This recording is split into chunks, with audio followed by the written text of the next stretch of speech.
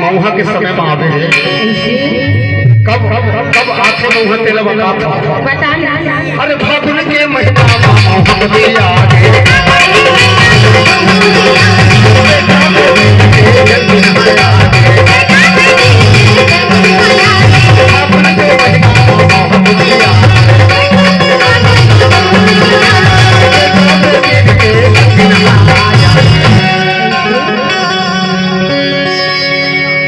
पेड़े आवा छाती से पेड़े